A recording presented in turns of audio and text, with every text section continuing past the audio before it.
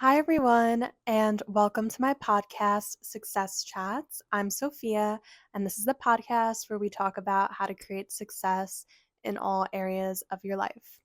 If you are watching this podcast in video, you will see that I am on my bed. I wanted to create a very chill vibe for us. I probably fluffed the pillows 20 times behind me. This is as good as it's gonna get. I tried.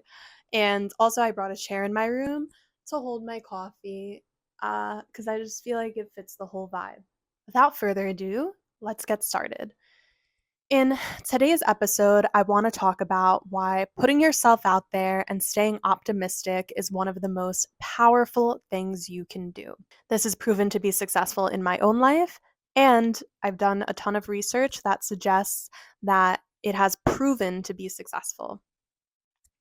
So I want to share some of my own life examples and then also give you guys some scientific examples that I had researched. In my career, I've I went to school for business. I did my undergraduate degree at the Fashion Institute of Technology. That school really motivated me to put myself out there more.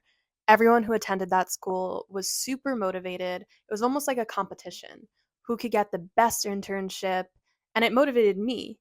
Like anytime it was a new semester, we were introducing ourselves. It was almost a competition. Who could have the cooler internship? And so this kind of drove me to become more motivated and put myself out there more. So I attended a lot of networking events and I went above and beyond. After the networking events, I would go right up to the speaker, I would talk to them, and I would try to get a job interview. And sometimes this was actually successful because I was doing something that a lot of people weren't doing, and maybe a lot of people weren't bold enough to do. And guess what? It worked because I'm very proud of myself for doing that.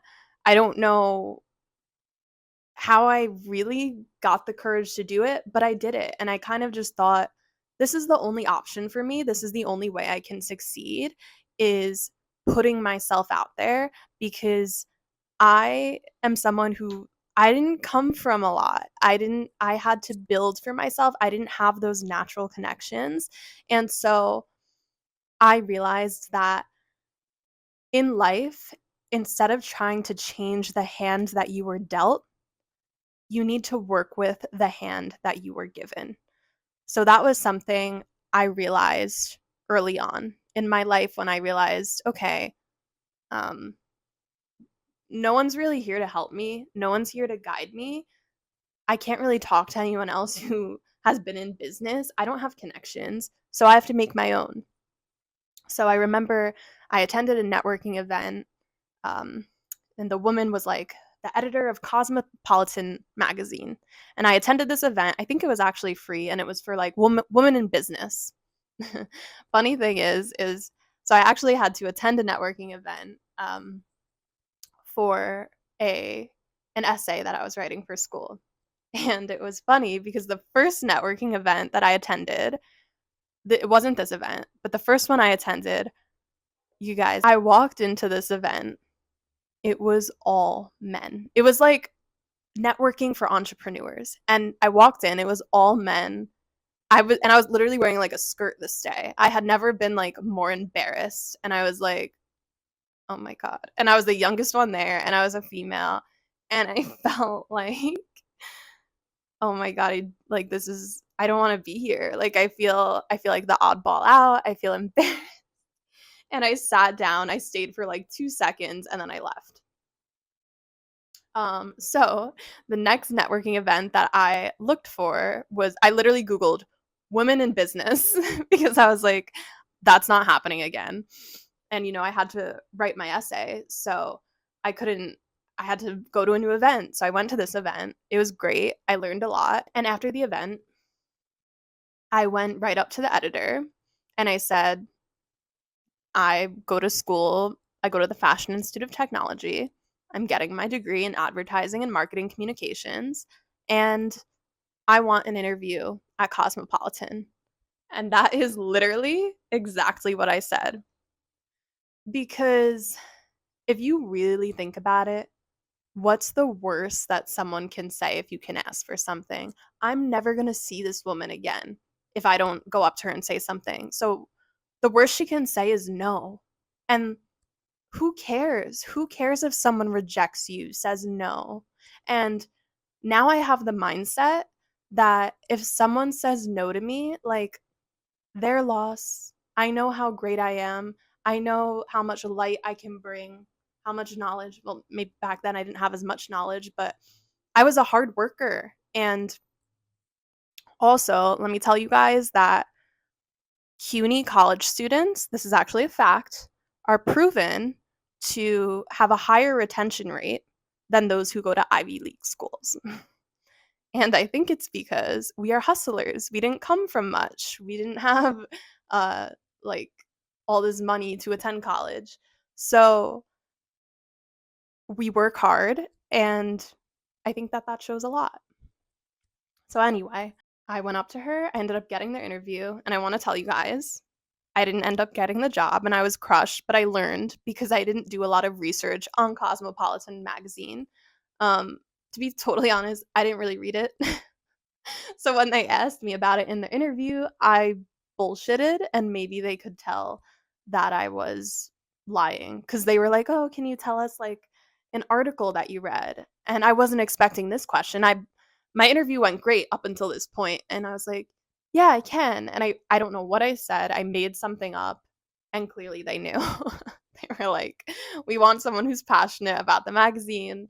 She's clearly doesn't even know what it is."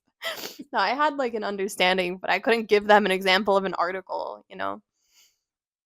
Anyway, didn't get the job, but I wanted to tell you guys that I did put myself out there, and even though it ultimately didn't work out, I'm still proud of myself that I did it, and I was able to get an opportunity to interview with a really cool company. And it's okay because later on I got another internship that was much better suited for me, but I'm proud of myself for putting myself out there to get that opportunity.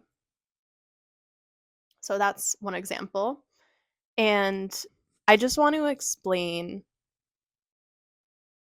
optimism as well. So we talked kind of about taking risks. Now let's talk a little bit more about optimism. So I want to talk about a famous psychologist, Martin Seligman. I believe I'm saying his name correctly.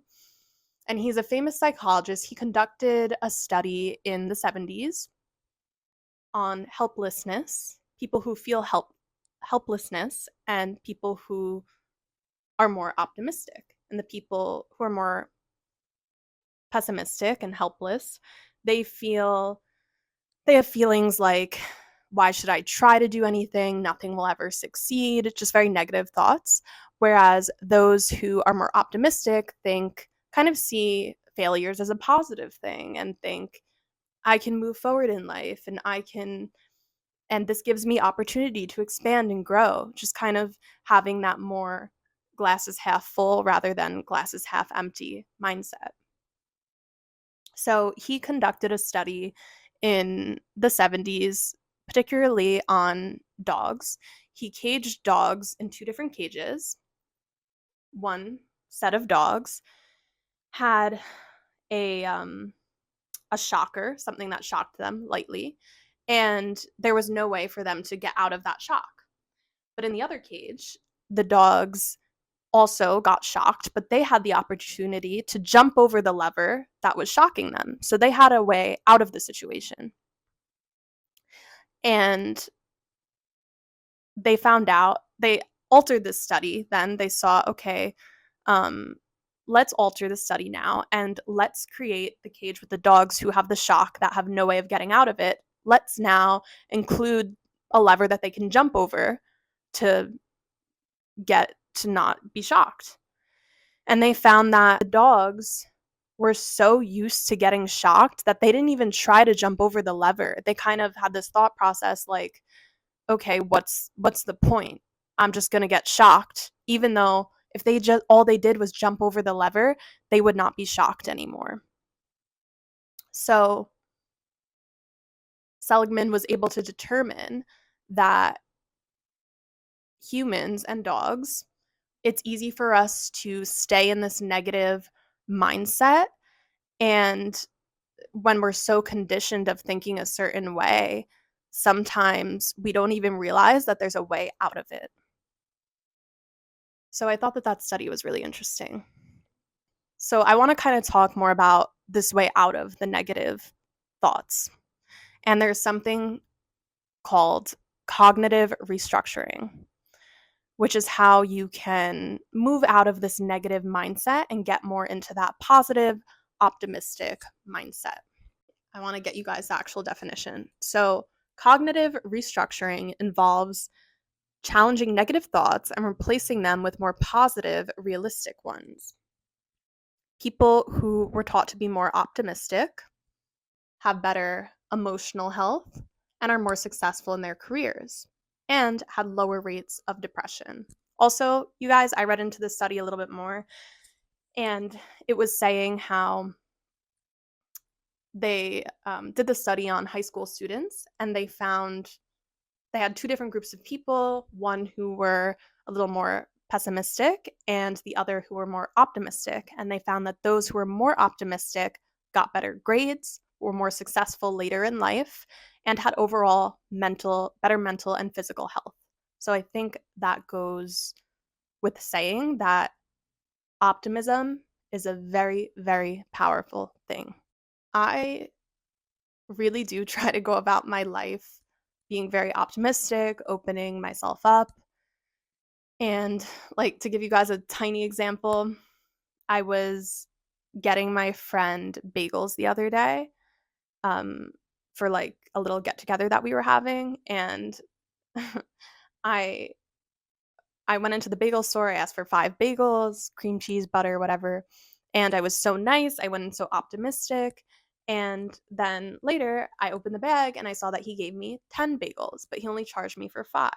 So I think it's also just showing, like, even just, like, having optimism can allow you to be nicer to other people, and then you get rewarded even not even for trying. You were just being nice to someone, and then they, in turn, did something nice for you. Now I wanna give you guys a more, like, fun example. So, last year I went with my friends to Miami, and on this trip, I really opened myself up so much. I opened my energy. I went into the trip thinking, like, I'm open for to meet new people. I'm open to meet men, like, men to come up to me and talk to me. I am single, so I want to have this openness. And I was like, I'm going into it positively, optimistically, and let's see what happens. And I didn't have this mindset of, everything's going to suck or, oh, everything's going to go fantastic. It was more just kind of like optimistic, like, yeah, I'm happy. Let's see what happens.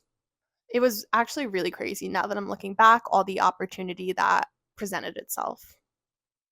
So, first of all, um, I also want to mention that I felt like I was radiating confidence as well because I had bought myself a new sweatsuit to go to the airport in, bought myself a new bikini. Like I was feeling good about myself because I felt confident in what I was wearing, and that helped me as well. So, as soon as I got to the airport, a guy came up to me when we were on the security line. I wasn't, physically interested in him romantically or anything like that. But he came up to me. I'm someone who's always open to talking to people. I've had a lot of people come up to me, I think just because I look very inviting. I smile a lot. I try and put my energy out there that says, okay, I'm open to you talking to me. Like, you know, I'm open to having a conversation. So he comes up to me, we start talking, and then he says, would you like to be my guest in the Sky Lounge? And I'm like, yeah, I would.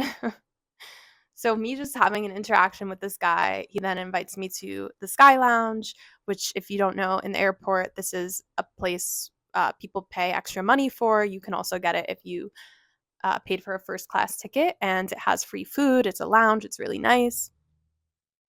And I didn't have a first class ticket at this time, so I did not, have access to that. So it was nice that he was able to bring me in there, and it was really nice, and we just relaxed, and he wasn't expecting anything from me. He just liked my company my company. He has to take a photo with me, which whatever, sure. Um which I'm sure like many girls, that happens to a lot of people. When it happened to me when I was in a relationship, I would say no, but like being single, I don't really care. If you want to take a photo, let's take a photo. So we had a nice time, and um he was a really kind person. So it was really sweet. So opened my energy up, something good happened, and I wanted to tell you guys that example. Secondly, when I arrived to Miami, as soon as I walked into the hotel, a guy comes up to me and he says, I own a suite at this hotel. I can get you, you can stay here for free next time if you want to. And this is a nice hotel. I'm like, okay, great. So we exchanged contact information, and we didn't really end up talking, but I ended up following him on Instagram and saw that like some celebrities followed him. So I was like, okay, cool, like a cool connection to have.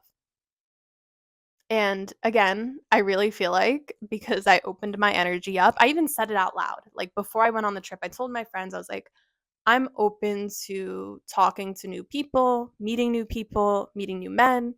I'm open. And I really feel like because I said it, because I was so optimistic, good things were coming my way. So that was the second example on this Miami trip. The third example is probably the biggest one. When I was sitting by the pool, I kind of like had my feet in the pool. I was wearing a cute bikini. I felt cute in, I felt good. And my friends were sitting in the lounge chairs, like two of my friends, all girls. During the duration of around 2 hours, 8 different guys came up to me. And this was like record. Like I was like, okay, this is pretty good, you know? And when my friend said to me, she's like, how are all these guys coming up to you? Like, what are you doing?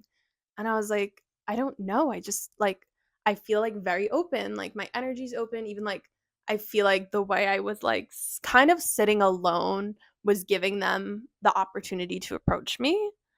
Um and just I felt confident. So it was working out. But you guys, I screwed up. I'm still like kicking myself for it now, but it's like a funny story to share. So I'll share it. Um there was a guy at this pool who I knew, and we had met in New York, and we dated a little bit for a few months. And I was still really interested in him, although we were not talking anymore. And I never hooked up with him. And I actually think that's why he stopped talking to me. I think he was like, all right. But now I know, like, okay, that's all he wanted. It's fine. So anyway, he turned out to be a really bad person. But at this time, I still liked him and I was still interested in him. And all I wanted to do was attract his attention. I saw him in Miami. I was like, I can't believe he's here. He's by the pool. I want him to come up to me. And that was all I wanted. You guys, I ignored all these amazing men that came up to me. I ignored all of them because I wanted this one guy's attention who didn't deserve it. What if my husband came up to me and I just ignored him? Like, that's so horrible. So I will tell you that that guy, the New York guy, he did end up coming up to me and offering to get me a drink. And I was like, yeah, good. And I was in my glory. I was like, he was sitting across the pool. It was kind of far, but I knew he could see all the guys coming up to me. And I was like, this is perfect. This is like, you deserve this. You deserve to watch this. So I was so happy. And I was really happy when he came up to me. But before that happened, I want to tell you what else happened. The waitress comes up to me and she points in his direction. So I'm thinking it's him, you know? It's far away and there's other men there, but I'm like, Has to be him. This was before he came up to me. The waitress comes up to me and says, "There's a man over there who said he wants to buy you and all of your friends anything you want on the menu for the rest of the day." Now that I'm looking back, like, what a fucking man. Like, what an awesome person. And in my head, I was like, oh, it's him. Of course it's him. I'm like, what a man. He's great. Like, I know it's him. Has to be him. She pointed in his direction. But so I was 95% sure it was him. The other 5% was like, you know what? Excuse me, miss, can you go over there and just like get his name? She's like, yeah, of course. It's far. I can't really see. So she goes and she gets his name. She comes back. It wasn't him. When I tell you, my heart like sank. I was like, oh, it's not him. And then it was some random guy. She's like, his name is Justin. I'm like, and I was in such a horrible mindset, you guys, that I was so fixated on him at this time. And I was just like, oh, who was Justin? Like, I was so mad. And rather than being grateful that someone was offering me this, I was so fixated on this one guy. And although I had my energy open, I was being dumb about it, basically. So, and I was being kind of mean. So you guys, my friends and I already had drinks, but we were like, might as well order something else since he offered. And my friends were just going to order simple drinks. I didn't want anything. But the waitress says, no, why don't you order the most expensive shot on the menu? So I'm like, okay, sure, we'll go with that. It was me and 3 of my friends. And you guys, the shot was $100 for one shot. So this man was spending $300 on just shots. Okay? We order the shots. I don't even drink mine. I know this is so mean. And then we look over at him, like, he sees the bill. He smiles from a distance. He laughs. He signs the bill and he puts up his hand and he cheers to us. This guy was probably rich.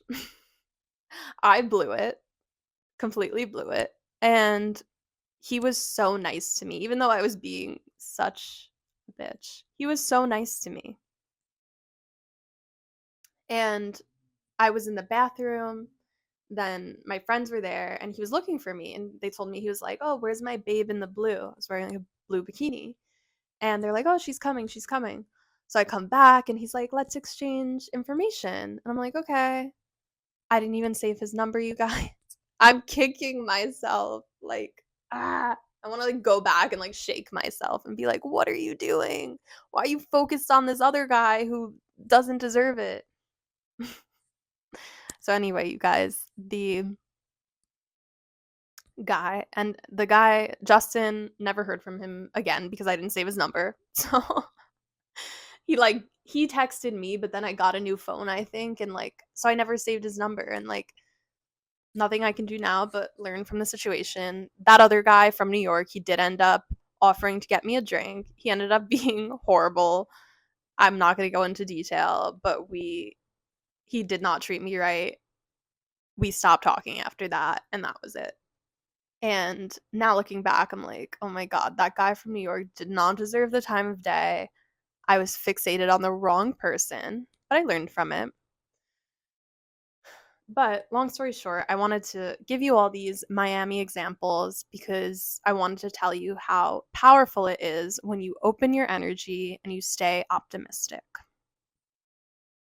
So I think I'm going to wrap this up, you guys. It's so important to just put yourself out there, take that risk. You never know where it could lead you. Stay optimistic. And I know it's hard, but if you're able to just, with every negative thought you create, try and think of something positive. And I really think that that will help you. So I hope you enjoyed. I love you guys. If you like this podcast, please subscribe and follow me. And stay tuned for the next episode. Bye.